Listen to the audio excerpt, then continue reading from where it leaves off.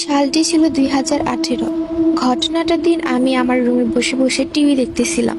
ঘড়িতে রাত প্রায় তখন 9টা বাজে। উল্লেখ্য, আমাদের বাড়িটা একটু নির্জন, আর প্রতিবেশীদের বাড়িও আমাদের বাড়ি থেকে বেশ খানিকটা দূরে দূরে। তো মূল ঘটনায় আসা যাক। সেদিন এক বিশেষ কারণে আমার মা বাবা আমাকে বাসায় একা রেখে আমার খালামণিদের বাসায় গিয়েছিলেন। খালামণিদের বাসা আমাদের বাসা থেকে প্রায় 30 মিনিটের পথ।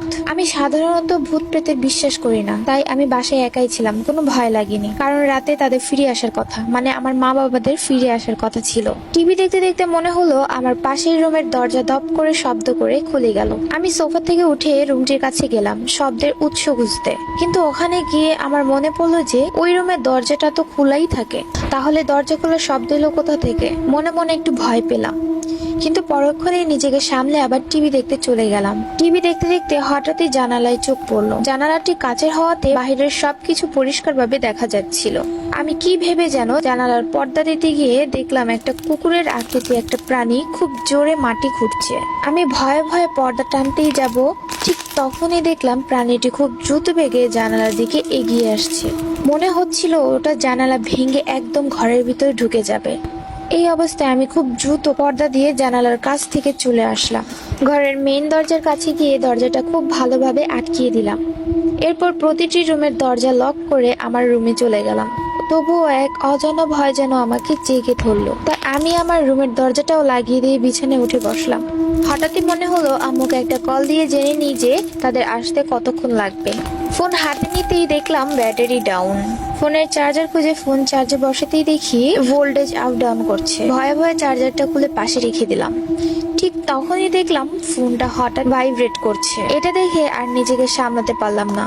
খুব জোরে একটা চিৎকার করে লাফ দিয়ে বিছানার এক কোনায় গিয়ে গুটিসুটি হয়ে বসে রইলাম। ফোনটা ততক্ষণে ছুঁড়ে আমি ফ্লোরে ফেলে দিয়েছি, যার ফলে ফোনের বিভিন্ন অংশ খুলে ছড়িয়ে ছিটে পড়ে আছে। ফোন ছাড়া এখন আমি কিভাবে আম্মু আব্বুর সাথে কথা বলবো? এটা ভাবতেই আমার ভয় যেন আরো বেড়ে গেল। ঘড়িতে তাকিয়ে দেখি রাত প্রায় তখন 1টা বাজে। এখনো সকাল হতে অনেক দেরি। আম্মু আব্বু কখন আসবে তাও জানি না। এতটা সময় আমি একা কিভাবে থাকবো? এইসব ভাবতে ভাবতে পাশের রুম থেকে শুনতে পাই মেইলি কণ্ঠে কেউ গুনগুন করে খুব অদ্ভুত ভাবে একটি গান গাইছে। কণ্ঠটি শুনে মনে হলো এটি কোনো যুবতী মেয়ে গাইছে, তবে খুব ভারী গলায়। ধীরে ধীরে গানের তীব্র যেন বেড়েই চলছে। কিছুক্ষণ পরে মনে হলো আমার রুমের ঠিক বাইরে দাঁড়িয়ে কে যেন গান গাইছে। আমি একটু মনোযোগ দিয়ে সবটা শোনার চেষ্টা করতে হঠাৎ গান গাওয়া বন্ধ হয়ে গেল। আর ঠিক তখনই মনে হলো আমার রুমের দরজার বাইরে থেকে কেউ খুব জোরে ধাক্কা দিচ্ছে। মনে হচ্ছে আর একটু হলেই দরজা ভেঙে পড়ে যাবে। এই অবস্থায় আমার সমগ্র শরীর ভয়ে শীতল হয়ে গিয়েছে। মনে হচ্ছে আজ বোধহয় আর রক্ষে নেই। আজ রাতটাই মনে হয় আমার জন্য শেষ রাত। একটু পরেই ভাবলাম যা কিছু হয়ে যাক, এত সহজেই হার মানলে চলবে না। তাই নিজের ভিতর একটা সাহস সঞ্চয় করে জোরে জোরে আয়াতুল কুরসি সহ যত দোয়া দুরুদ পারি সব পড়তে লাগলাম। ভয়ে সব কেমন যেন এলোমেলো হয়ে যাচ্ছিল সব, তবুও পড়তে থাকলাম। বাইরে তখনও মনে হচ্ছিল কেউ প্রাণপণে আমার রুমে ঢোকার চেষ্টা করছে। এভাবে কিছুক্ষণ অতিবাহিত হবার পর আমি আবার নিজেকে সাহস দিতে পারলাম না। ভয়ে কাঁপতে কাঁপতে অজ্ঞান হয়ে পড়ে গেলাম। তারপর আমার কিছুই মনে নেই। যখন জ্ঞান ফিরল তখন দেখলাম আমার বিছানাতেই আমি শুয়ে আছি। পাশে আম্মু বসে অনবরত কান্না করছে। আব্বু একটু দূরে দাঁড়িয়ে আছেন।